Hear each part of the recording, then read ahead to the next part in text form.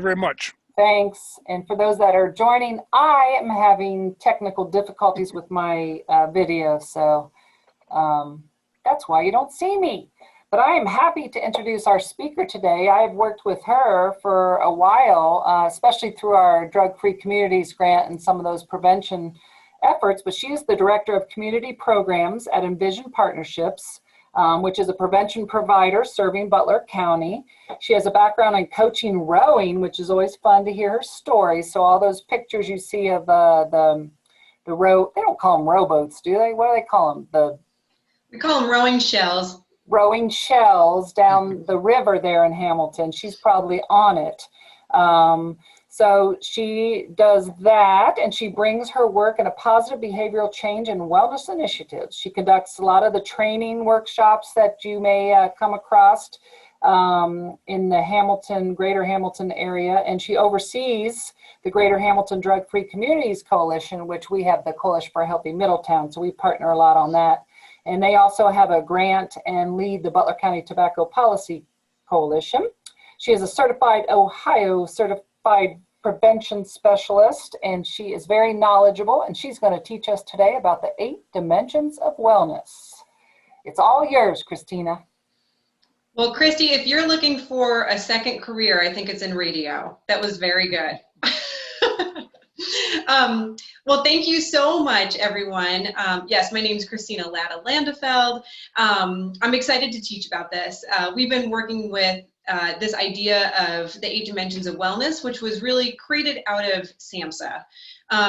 And SAMHSA, as being the Substance Abuse and Mental Health Services Administration, came up with this idea. You know, when we think of wellness, we think usually of physical wellness. It's pretty easy to come up with ideas of how our physical health and well-being contribute to our ability to perform our work, our ability to, hire good workers. We want people in good health, no matter if they're sitting at a desk all day or, as Ben was talking about, you're at a construction site all day. Having people in good health is really important.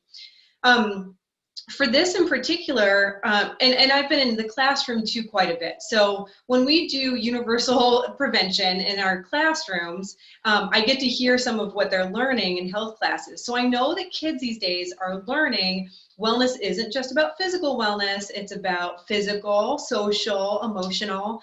And I'm sure that all of you have heard those things too. But this really looks at the multitudes of dimensions. And so I'm going to start off with just a brief little video that was created that does an introduction. It's about 3 minutes long, and then I'll launch into my spiel. So I'm going to start off with that, and we should be able to hear this just fine when it starts now. Wellness is an active process of being aware and making choices toward a healthy and fulfilling life. Wellness is more than being free from illness. It's an ongoing process of change and growth. There are 8 dimensions of wellness: emotional, environmental, financial, intellectual, occupational, physical, social, and spiritual. Each dimension of wellness is interconnected with the others, and all are equally important in the pursuit of optimum health. One can reach an optimal level by understanding how to maintain and improve each dimension, and by creating balance.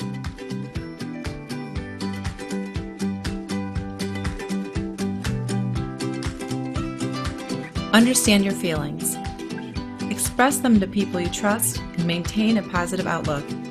It's important to pay attention to self-care, relaxation, stress reduction, and the development of inner resources so you can learn and grow from your experiences. Find surroundings that encourage good physical and mental health, and also where you feel safe. A positive environment has a calming effect. Environmental wellness inspires us to live a lifestyle that is aware and respectful of our surroundings. Make it a point to understand your finances. Money plays a critical role in our lives, and not having enough impacts health as well as academic performance. Establish good financial habits and plan for the future. Be a lifelong learner by expanding your knowledge and finding creative outlets that stimulate your mind and sense of curiosity. Be open to new ideas, insights, and wisdom. Actively participate in scholastic, cultural, and community activities. Look for satisfaction from things you're passionate about, whether they are part of work, school, or volunteering. Find ways to engage in occupational endeavors and feel appreciation for the value in your contributions. Reduce your risk from many illnesses by increasing activity levels according to your abilities. Get restful sleep at night, choose healthy foods, and explore the outdoors to reduce stress and increase energy levels. A sense of belonging and a reliable support system help during difficult times. Make at least one social connection daily. Seek advice from peers or support groups and create healthy friendships.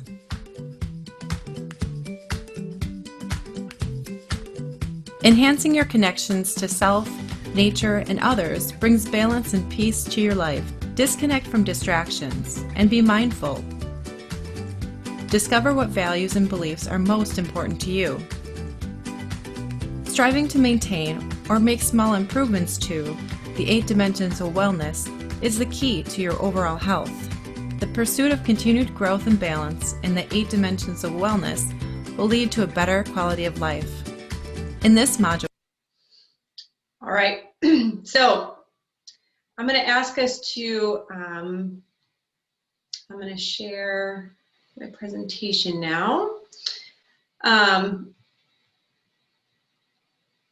Okay, so here's what I want you to do. I want you to think about, that's great. That's great, Christina. If things were so good that we could just, take those tips and add them into our lives, gosh, our whole life would be wonderful. We would achieve happiness, right?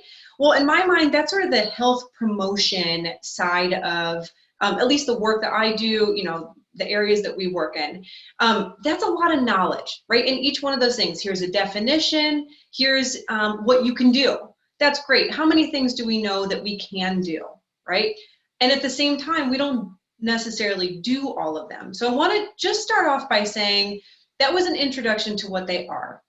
That balance piece is really important. And I'll talk about that a little bit more as we go on. But I also just want to give sort of a real life example that just happened this morning. So I live in Hamilton. I was walking my dog this morning like I normally do. My neighbor who sits out on his stoop and smokes his cigarettes out there was sitting outside. One of his buddies was out there as well. So, as I'm walking by, hey, how's it going? Hey, how are you doing? So stop and we start chatting, how's life? How are things?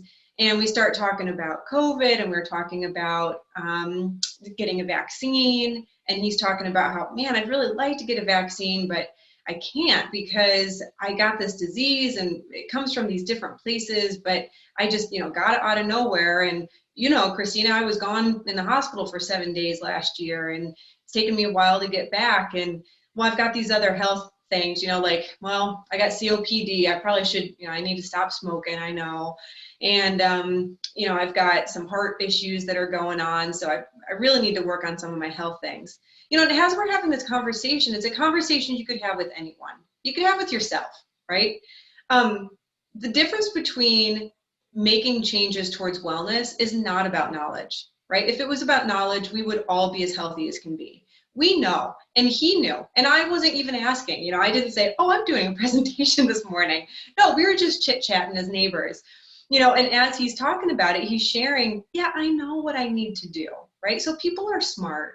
We know what we need to do. So what this presentation is to talk a bit about what are some things, just ideas that we could share in the workplace. What are ways that we could start incorporating that? I'll give another just brief story. There was someone through social just this week, I think it was the last 2 days, who had posted, works in a school environment and said, friends, I need help. Can somebody give me an idea of ways to incorporate some wellness activities for our school staff? And that was it. And it was great. It was putting it out there, seeing what others had to contribute in terms of those suggestions. So again, someone who, a higher degree, is in a school environment, has all the resources available, but is still looking for suggestions. So, so that's what we're going to do. So I'm going to launch into these. We are going to go dimension by dimension. I'm going to give a couple different suggestions, an example or two that we could do in our workplaces. I am speaking about this more from a decision maker management type level, but some of them are also, working, from the staff level up or laterally as well. And then here's my warning. I've got 2 different practices we're going to do, but they're going to be super quick. All right. If anyone has questions, feel free to interrupt me, but I know we're also going to leave some time at the end. So I think if you put them in the chat, they'll come up. All right. So intellectual wellness, that's our first one. So intellectual wellness is not about, let's go and pursue that PhD, right? But it is about pursuing personal interests. Certainly there's so many educational opportunities available. Brain exercises, which could be as simple as puzzles to playing card games, things like that, and just having intellectual conversation. In fact, fun fact, I have heard that and I have to say this has worked for me, one of the best ways to get rid of hiccups is to engage someone in an intellectual conversation. So it's also a hiccup cure. So one example that I was thinking of that we could use in our workplaces is to just provide opportunities for staff to either present on or to even maybe bring someone in who could present about something that they might have interest in or that might be of interest here. So Christy talked about, a passion of mine is rowing. And while I'm not going to even try to get my whole staff to come out and join the adult rowing team, I am able to bring a rowing machine in, and there's an opportunity for me to say, hey, if you just want to come try it out, let's connect and do this. That's great. Super simple way to do that. It could be just if you're at a manager level, having an opportunity to ask people, what are some topics that you think would be good for us to be covering that we're not covering right now?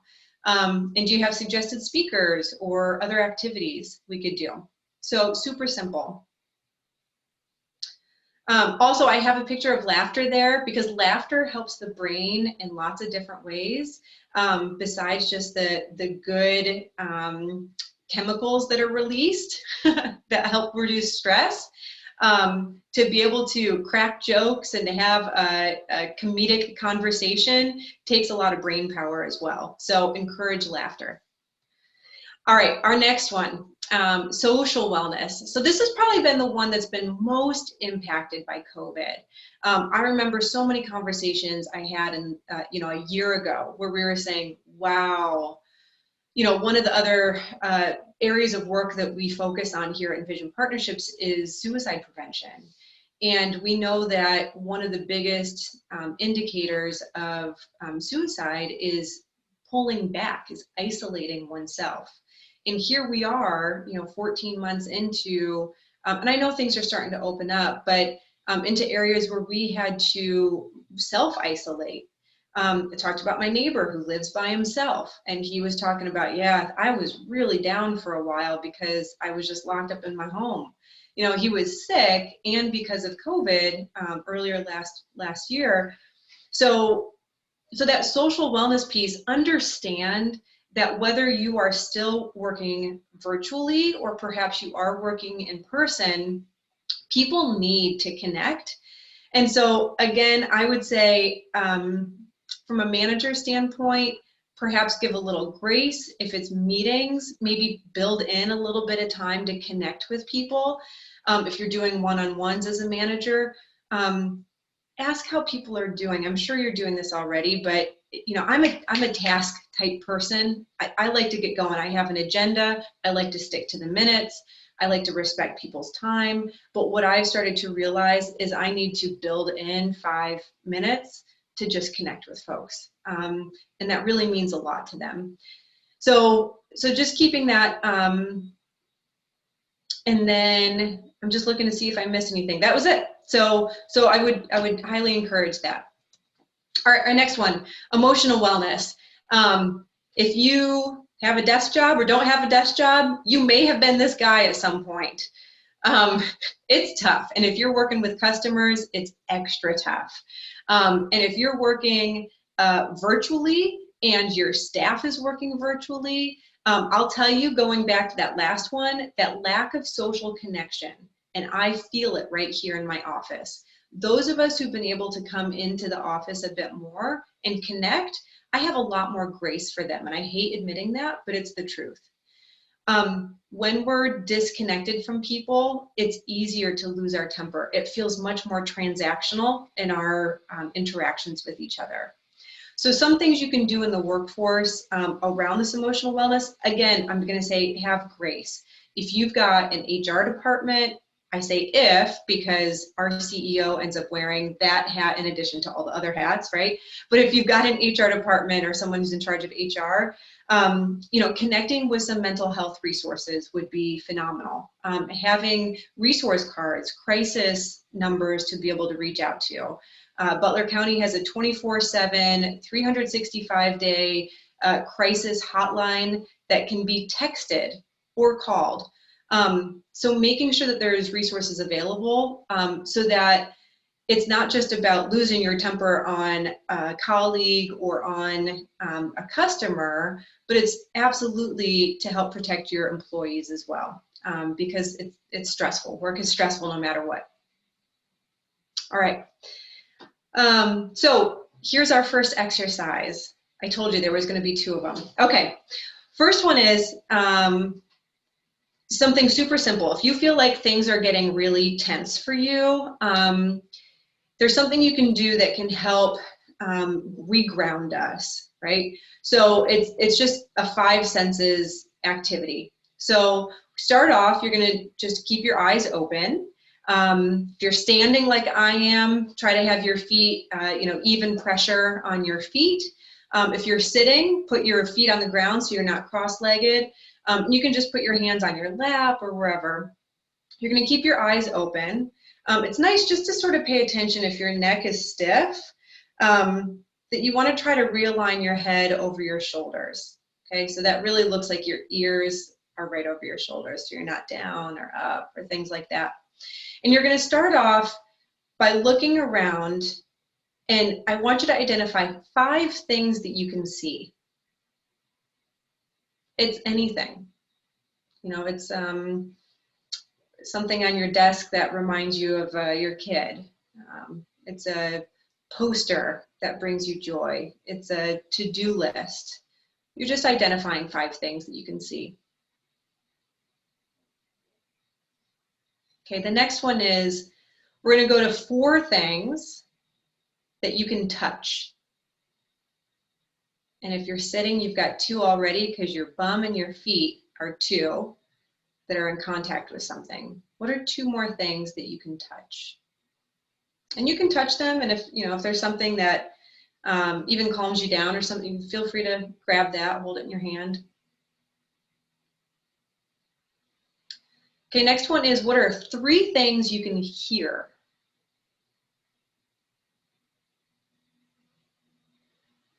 One of them could be my voice. 3 other things you can hear. Okay, how about 2 things you can taste? And it's close to lunchtime, and some of you might be eating right now, so that one might be easy, but 2 things you can taste. And what's just 1 thing you can smell? Got a pack of gum at my desk. Always smells like mint in here. Just 1 thing you can smell. All right. So that's for anybody. Anybody can use that. If you're getting sort of overly excited, meaning angry, or just any way that your emotions are getting really high, if you bring it back into the body and identify those, really focus on those 5 senses, and you could just do it as 1 thing. It just resets the mind back into the body, and you can hopefully gain a little bit more focus at that point. Another one that can be helpful, and you can do this as you are going through those senses, is that we talk about deep breathing, right? There's all different kinds of breathing techniques you can do. You can picture a square box where you're breathing in for 4 beats, holding for 4 beats, breathing out for 4 beats, holding for 4 beats. It can be any number of things. Here's the big takeaway, and you can practice it right now. When, again, you're getting overexcited or someone else is getting overexcited, the out breath needs to be longer than the in breath. And our body reacts. If we big breath in, it's like we're hyperventilating, right? So even though we're thinking deep breath, that big breath in is like a hyperventilation. So when we exhale like that, it brings everything down. We relax. I can feel it right now. My heart rate comes down, etc. Okay. All right, so that's just a couple different practices. So we're gonna move on. Financial wellness. This one I think can be maybe the most uncomfortable because we're in a financial exchange, right? I, as an employee, am in a financial exchange with my employer. I went into an agreement when I was hired that I would do this amount of work for this amount of salary, right? And those things for you might come up on a regular basis. I don't know what your processes are, they're all different, but it could be uncomfortable. What I would encourage with this, that's, I would say, relatively simple, something we can do across the board no matter what level you're at, is to be able to reach out for financial literacy classes. It's amazing what we don't know about our own finances. And I put this cup of coffee here. This is a personal one for me. I live directly behind a coffee shop, and I'll tell you what, I've got a coffee maker at home. I know how to boil that water, right? I know how to buy those beans.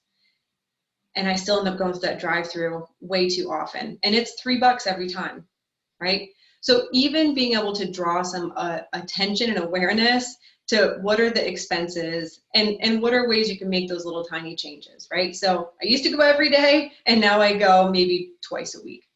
So it's little changes, but that's a savings of $9 a week. That's a big deal. And also, like I said, financial literacy classes, there's a lot of resources that are available. You could bring someone in and do something. So there's lots of stuff out there. But I think people would really appreciate that because it shows that you're invested in them and you're invested in their overall financial wellness, even if they want to double their income, right? All right, physical wellness. So I've got this picture because I think we all do it. In fact, I attended a training last night. I've been telling my colleagues. That training went till 8:30. I'm an early riser, so don't laugh when I say that I like to go to bed about 9. So training went to 8:30, had to take the trash out, all that stuff. I ended up going to bed, and because my mind was so active, so close to when I went to sleep, I had a terrible night sleeping. So I was either dreaming about that training or I'd be half awake thinking about that training. So, for me, one activity that I know has really been helpful is if I drink tea and I read a book, that usually can help me transition. But I also put this in here because, my goodness, sleep affects everything. There is a book I just saw about, the new middle-age crisis for women is not getting enough sleep, that is pervasive. I am part of that category, that demographic, and I can tell you it wears you out. But, what happens when you don't get enough sleep? Well, you end up spending your whole day a little cranky, which affects your emotional and your social well-being. You end up chasing calories because your body's looking for energy, right? So what you don't get in sleep, you end up picking up in calories. You end up brain fog. You can't focus as much. You're losing your ability to really focus on the activity in front of you. I saw there's trainings about fall prevention. Wow, if you don't have enough sleep, you lose your functionality, right? And then that also adds to stress, which in our world at prevention, in prevention, where a lot of it that we're focused on is preventing substance use. So if we don't have enough sleep, we're stressed, we tend to go to those coping mechanisms that may not be as healthy, things like alcohol, tobacco, other drugs, that are helping us to either get stimulated. Caffeine is a drug, right, that we tend to rely on when it comes to this.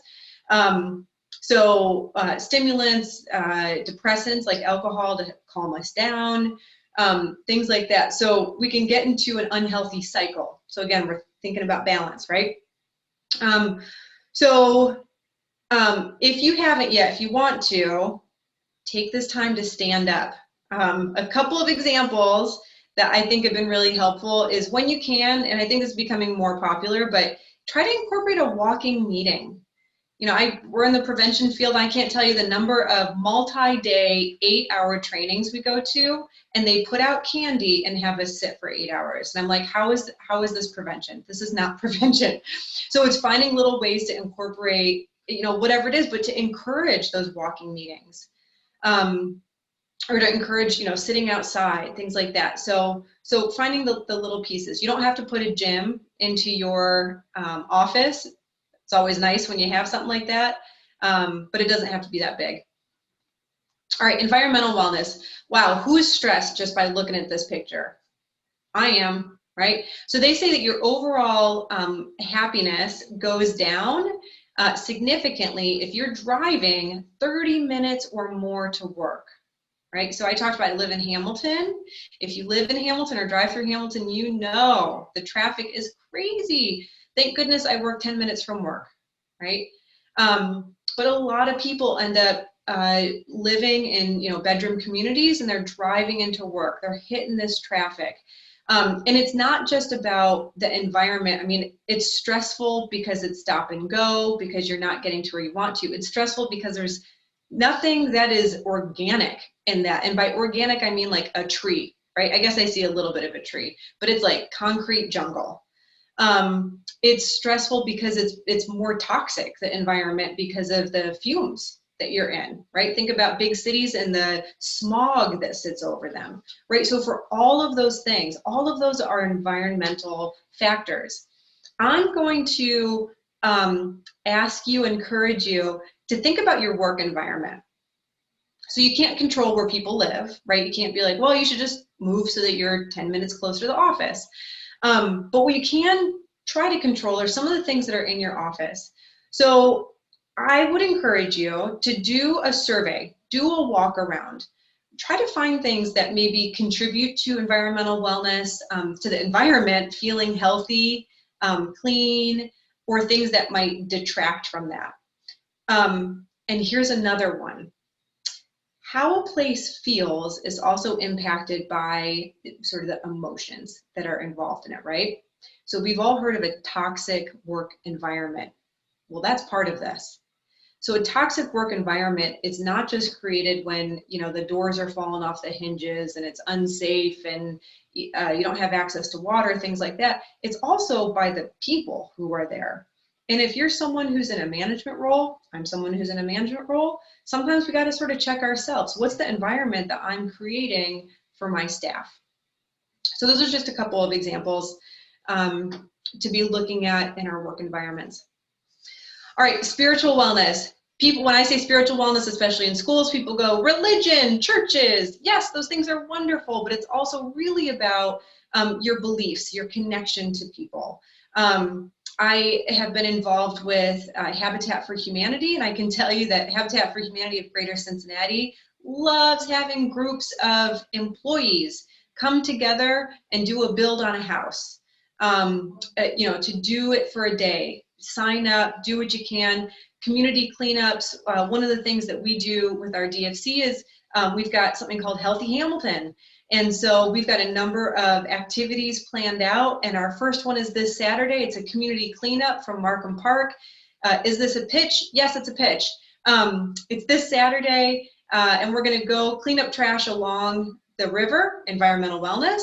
We're gonna come back, clean our hands real good. We're gonna get lunch, and we're gonna sit together and build community. We're gonna learn from one another. Where are you from? What do you love about this city? What do you hate about this city? What are things that you've seen change? You know, things like that. We're going to build some community. That's something that if you've got the opportunity, you know, take a day out of your work year and committed to doing a community service project, just as one example. And then our occupational wellness. I love this picture because to me, it's a couple different things. I was looking for that accomplishment, promotion, right? Imagine how it feels to, and maybe you've already been there, maybe you don't have to imagine this, but imagine what it feels like to be at a ribbon cutting, right? You're opening your business. You're saying, we're here, right? It's so exciting. That feeling that you get from work in and accomplishment out aids in our occupational wellness. It also can be a simple good job. I can't tell you the number of times I've heard from other people, you know, gosh, all I need to hear from my boss right now is you're doing a good job. Wow, that's big. And it's little. It's like super simple.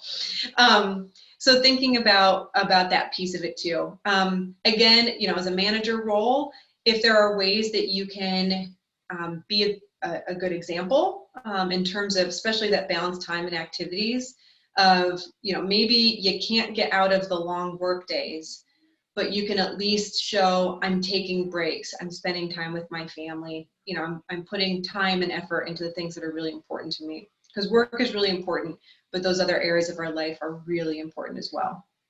Which brings me back to those dimensions of wellness, right? So I said it's all about balance. So some people are just knocking it out of the park in terms of physical wellness. They're training for the next triathlon. They're getting 8 hours of sleep every night. They're drinking 20 gallons of water, not really gallons. They're eating all vegetables, you know, whatever it is. And at the same time, they're neglecting their social relationships, or they're not paying attention to their finances, right? And it's in those situations that we end up getting sort of off kilter, off balance. And so if we think about things in terms of trying to keep them in balance, can add a little bit here, might need to take away a little bit from here. That's where we end up being on this, I think of it as inflating a tire, right? And if we're a little bit off, then that tire is going to rotate and it's going to be wobbly, right? But if we inflate all of them together, we're going to be smooth sailing. So some next steps, some suggestions, do an assessment, keep it fun. This website right here, and I can pull this up, has, you know, we didn't create it, but it's a wellness test. You can go through, you can take, it says it's 10 minutes. I don't think it takes 10 minutes, but you can go through that, and you can do it as a team, and see where people are, have some conversation about it, maybe come up with some ideas together about how you can incorporate that into your work environment. I said this before with my example of my neighbor. People are smart, right? They know what they need to do. Knowledge is not the issue. Sometimes it's an issue. We can always be providing more information, but it's not usually a lack of knowledge that keeps somebody from doing things or making a change. So that was supposed to say, don't be another shoulda, woulda, coulda, but be a voice to encourage.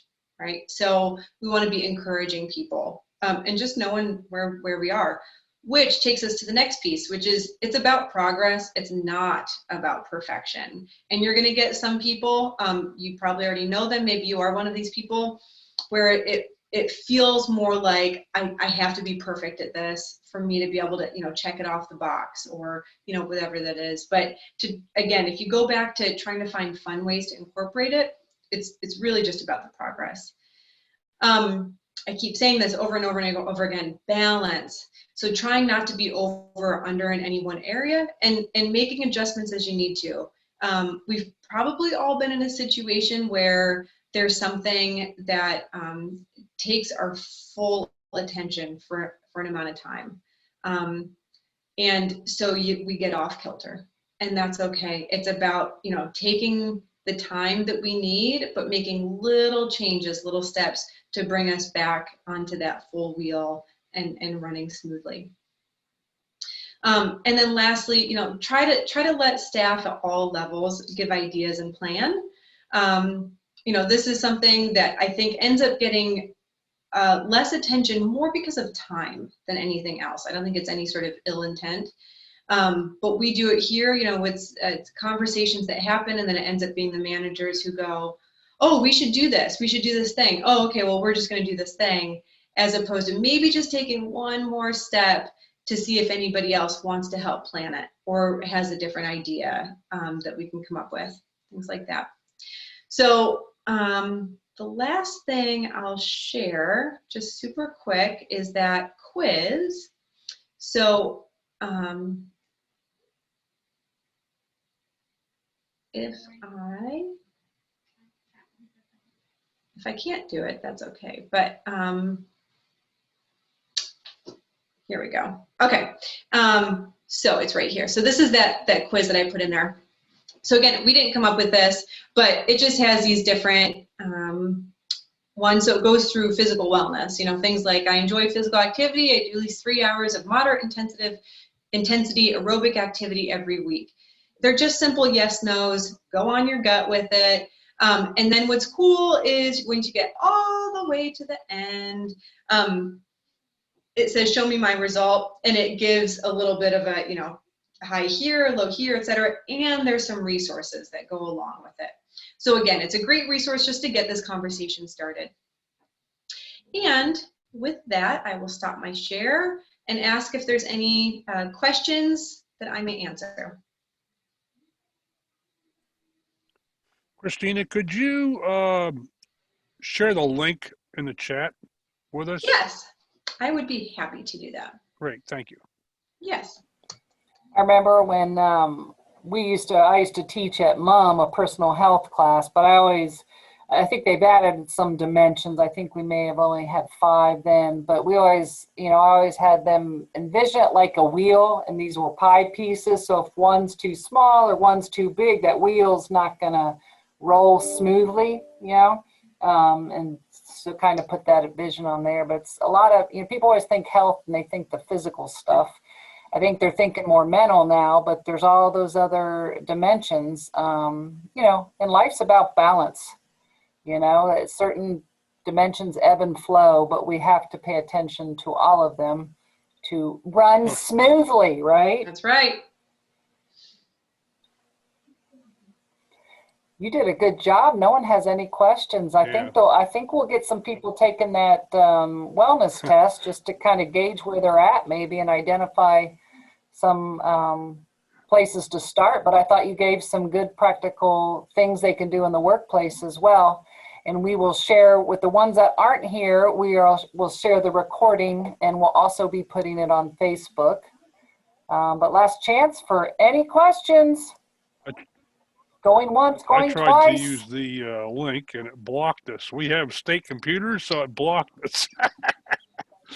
Okay, well, I'll send a link as well. And I guess the Safety Council is our sponsor again. So we will draw a name to see who's the lucky winner of a $25 Amazon gift card.